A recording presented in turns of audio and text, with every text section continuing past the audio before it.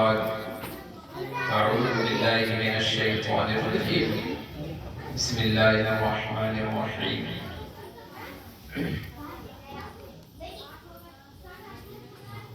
الذي خلق الموت والحياة ليبلوكم أيكم أحسن عملا آمنت بالله صدق الله مولانا العلي العظيم وصدق رسوله النبي الأمين المتين المبين الكريم ونحن على ذلك لمن الشاهدين والشاكرين والحمد لله رب العالمين.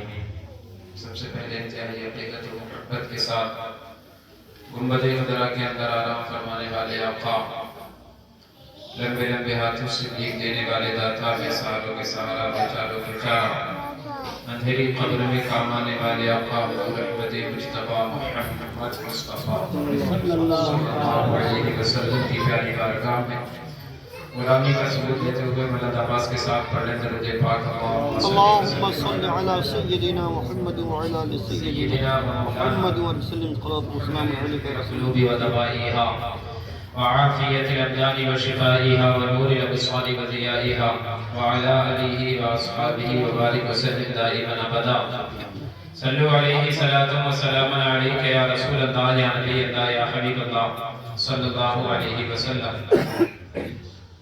پروگرام کافی دیر سے چل رہا ہے اور سب جانتے ہیں کہ اس کا اہتمام کیا گیا ہے ایثار ثواب کی غرض سے. دعا کرنے سب سے پہلے پروردگار عالم محفل کو اپنی بارگاہ میں قبول فرما لے اور یہاں پر حاضر رہ کر جو کچھ بھی ذکر خیر کریں اللہ اس کو اپنی بارگاہ میں قبول فرمائے اور سب کا ثواب مرحوم کو اللہ پاک اپنے کرم سے پہنچائے. آمین. اور یہ مسئلے کے طور پر بات یاد رکھیے گا کہ ہم یہاں پر رہ کر جو بھی ذکر کریں گے چاہے وہ سبحان اللہ ہو یا ماشاءاللہ یا الحمدللہ یا درود پاک ہو، تو ایک مثال لے لیجئے سبحان اللہ کہنے پر 90 نیکیاں ملتی ہیں. بہت مشہور بات ہے، سب نے بارہا سنا ہے اور یہ بھی سنا ہوگا کہ جب بندہ ایک مرتبہ سبحان اللہ کہتا ہے تو اللہ پاک اس کے نام کا درخت جنت میں لگا دیتا ہے. تو اب مسئلے کے طور پر میں یہ عرض کرنا چاہتا ہوں کہ یہ بات آپ ذہن میں رکھیں کہ ہم نے اگر ایک مرتبہ سبحان اللہ کہا تو 90 نیکیاں اللہ پاک نے ہمیں عطا فرمائیں.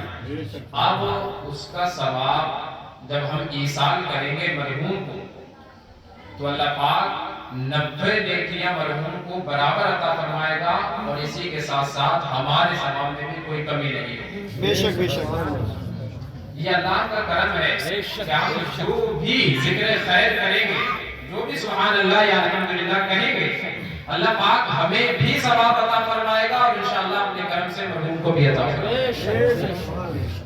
اور یہ یاد رکھیں ہماری زندگی کا ہر لمحہ بہت قیمتی ہے. اس کو صوفیہ کرام کی اگر آپ حالات اٹھا کر دیکھیں تب پتہ چلتا ہے. صوفیہ کرام فرماتے ہیں کہ یہ زندگی پہلی اور آخری مرتبہ ملی ہے، نہ اس سے پہلے ہم دنیا میں آئے تھے اور نہ ہی اس کے بعد دنیا میں آئے گے. ایمان والے کا عقیدہ یہی ہے. غیر ایمان والے نہ جانے کیا کیا عقیدے رکھتے ہیں کہ 7 جنم ملیں گے وغیرہ وغیرہ، لیکن ایمان والے کا عقیدہ یہ ہے کہ جو ایک مرتبہ دنیا میں آ گیا نہ وہ پہلے آیا تھا نہ ہی اس کے بعد وہ دنیا میں پلٹایا جائے گا.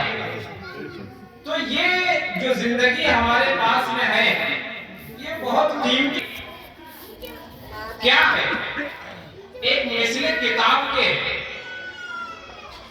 ایک کاپی کے، جس طریقے سے کاپی سادہ ہوتی ہے اور اس پر کچھ لکھا ہوا نہیں ہوتا ہے، ایسے ہی ہماری زندگی ہے.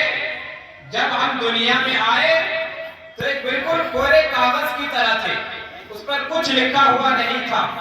اب یہ ہمارے اوپر ہوتا ہے کہ ہم دنیا میں رہ کر اس کاغذ پر کیا لکھتے ہیں. اگر ہم اچھے کام کریں گے تو اس کاغذ پر اچھے کام لکھے جائیں گے اور اگر ہم گناہ کریں گے تو اس کاغذ پر گناہ لکھے جائیں گے اور سارا کچھ جو رجسٹر تیار ہو رہا ہے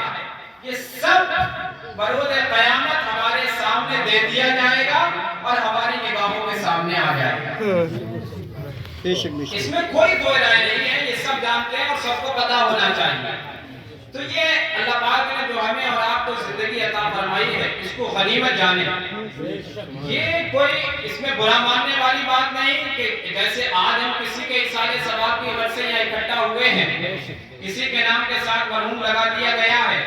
آج جس طریقے سے ہم کسی کے کیا نام ہے برسی کی محفل میں جمع ہوئے ہیں، وہ دن دور نہیں ہے کہ اسی طریقے سے ہمارے نام کے ساتھ بھی مرہوم لگا دیا جائے گا، ہمارے لیے بھی سارے ثواب کے ایسے محفلیں سجیں گی، اسی طریقے سے 30واں 10واں 20واں 40واں اور یہ برسی وغیرہ یہ سب ہمارے لیے بھی ہوگی۔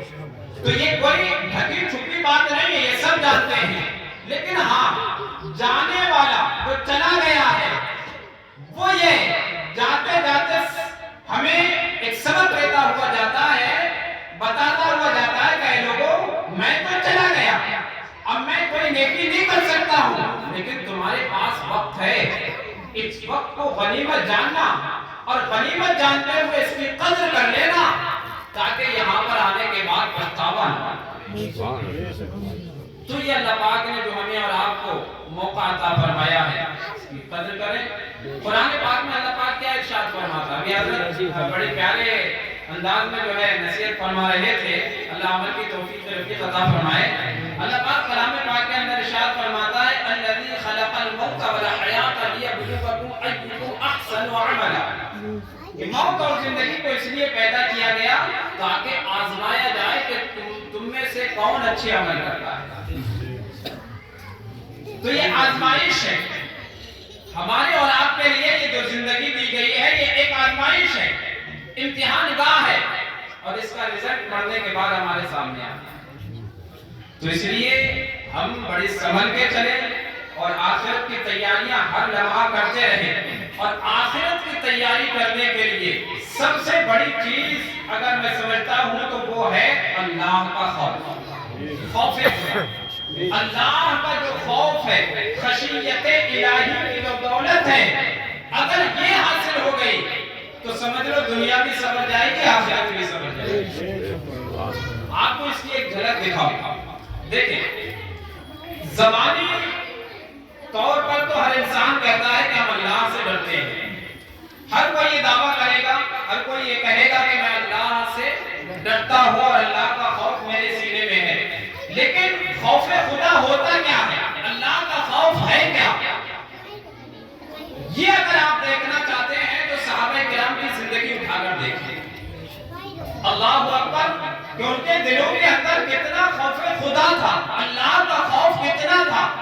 ہم بھی کہتے ہیں اللہ سے ڈرتے ہیں اور ہم بھی دعویٰ کرتے ہیں کہ اللہ کا خوف ہمارے سینوں میں ہے، لیکن قرآن کا ارشاد فرماتا ہے 4 پارے میں، اللہ پاک ارشاد فرماتا ہے یا ایھا الذین آمنوا اتقوا اللہ، اے ایمان والو اللہ سے ڈرو۔ آگے پروردگار عالم ارشاد فرماتا ہے حق تقاتہ، ایسا ڈرو جیسا اس سے ڈرنے کا حق ہے۔ اللہ کے فرمان میں بے شمار حکمتیں ہیں، کیوں فرمایا؟ صرف اتنا نہیں فرمایا کہ ایمان والو اللہ سے ڈرو، نہیں، بلکہ آگے ارشاد فرما دیا حق تقاتہ، ایسا ڈرو جیسا اس سے ڈرنے کا حق ہے۔ کیوں فرمایا؟ اس لیے کہ اللہ پاک جانتا تھا کہ کچھ لوگ ایسے بھی ہوں گے جو زبان سے تو کہیں گے کہ ہم اللہ سے ڈرتے ہیں، لیکن حقیقت میں خوف خدا ان کے دلوں سے نکل چکا ہوگا، اللہ کا خوف ان کے دلوں میں نہیں ہوگا۔ اللہ اکبر، خوف خدا ہوتا کیا ہے؟ فرمایا گیا حضرت عثمان غنی رضی اللہ تعالیٰ عنہ، حضرت عثمان غنی رضی اللہ تعالیٰ عنہ، کون عثمان غنی رضی اللہ تعالیٰ عنہ؟ جن کا شمار عشرہ مبشرہ میں ہوتا ہے، یعنی وہ 10 صحابہ کرام جن کو اللہ کے رسول صلی اللہ تعالیٰ علیہ وسلم نے دنیا میں جنت کی بشارت عطا فرما دی تھی، وہ عثمان غنی رضی اللہ تعالیٰ عنہ، توجہ سے سنیں،